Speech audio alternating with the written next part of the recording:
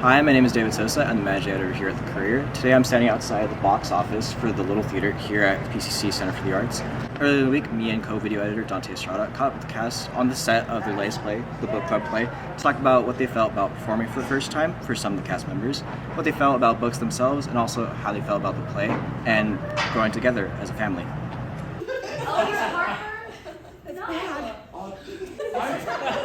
After all this excitement, I don't know if everyone is up for spending a night talking about wannabe lovers.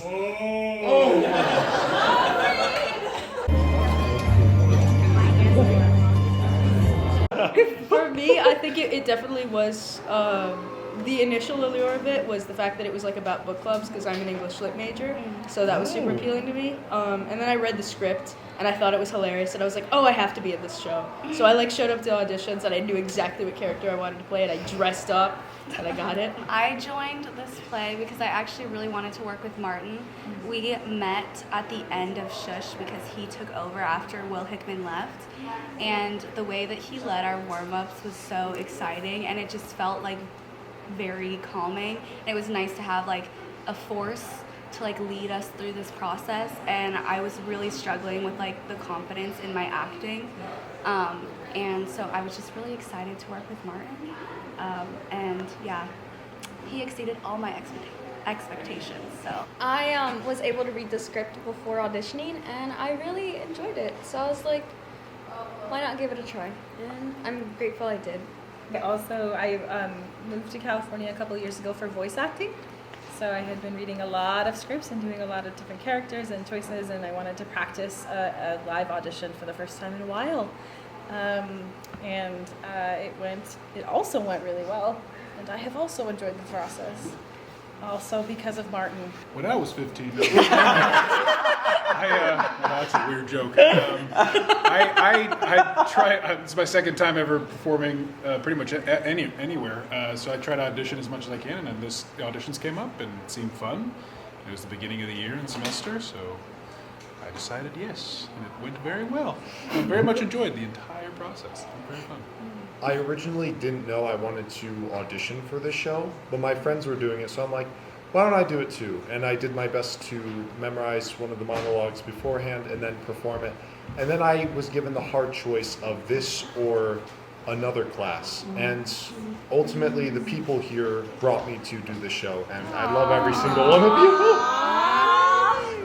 And you, Martin. A little pink house that was in the middle of a field, and how the world encroached on it, and it became a little pink house that was shadowed by enormous skyscrapers. ultimately the process is different each time because the person is different each time, and you have to find the truth in that character for you, and if it doesn't like resonate with you, it's not going to work well. So even though I'm playing a character that's not necessarily nice, there's still things that I relate to her with, and that's kind of how what you channel when you perform. Every character I play, I try to find like something that I can connect to somehow. For this one, it was like relatively easy because it's like, oh, comparative literature professor, cool. I love books, awesome, and I'm gay, so that's one too.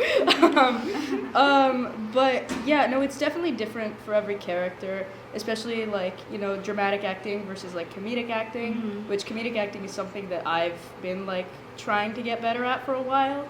So I think that I like grew a lot during this process, and part of that was definitely like because of how well like I get along with this cast and how good Martin is at like directing me and how like thorough his notes are. She had a lot of smart things to say about vampires. Oh no. The poor girl just broke up with her girlfriend. Oh no. I have to open that door. Wait! Comedy is so hard because it's so different when you're just reading it straight. Like half of the things that are funny is just the way that we're saying it. It's like not what you say, it's how you say it. And I think that's the biggest lesson I've learned, especially with this play, because it can be very stiff if you want it to be. it's just like a bunch of characters in a book club in their 30s, like whoop-de-doo. But if you like add, you know, your heart and soul, not to be cheesy, but, you know, really put yourself in their position, then it, you know, brings some life to these characters and this story. Yeah, comedy's tough because it's also like so subjective, and it's like what's funny to one audience isn't necessarily going to be funny to another one. So that definitely plays a huge factor, and like I feel like it's a different performance like in rehearsals as opposed to like with an audience there, because with an audience it's like the energy is there and we're all freaking out because it's like, oh my god, people are watching it. And like as opposed to with dramatic acting, kind of like you said, like when you're reading a script for like a really sad play, you're like, oh, this is really sad. But with this script, it's like there were certain things that I was like, oh, that's really funny. But then like in rehearsals, we found more stuff that was like, oh my god, that's really funny. People think that dramatic is harder than comedy, but I disagree. I think comedy is so much more nuanced than people give it credit for. And it's a lot more challenging, at least for me in my experience. Yeah, especially because comedy is all about timing, right? Yeah. So like if you don't have the right timing or the right pacing for something, the lines can be the funniest things ever written, like you said, but it won't be funny unless they're said with the right cadence. And so I think a lot of that too, it's like when you're in a comedy show, it's character development, relationships, timing, like the stakes are a lot higher versus like a dramatic piece where a lot of that is more suspense and you have a lot more room to breathe. So I think for this show specifically, so much of it relies on just like being literally on top of one another. I personally try to just look up as much as I can because I feel like looking at the audience, especially if I look at someone I know, I'm like, oh no. So I just try to avoid looking at the audience, and after a while it actually kind of helps. Definitely, I feel like no matter what, you're always going to be nervous, but as you're going through the show, you definitely start to grow into it and be like, oh, I know this, I got this. Yeah. So, Actively pursuing something that makes me nervous is like, it makes me a better person every single day. It's good for you. Yeah. Even though it doesn't seem like it might. Yeah. You feel like you're gonna die. When back there in the dressing room's like, Oh, why did I do this? Why did I audition? Oh no.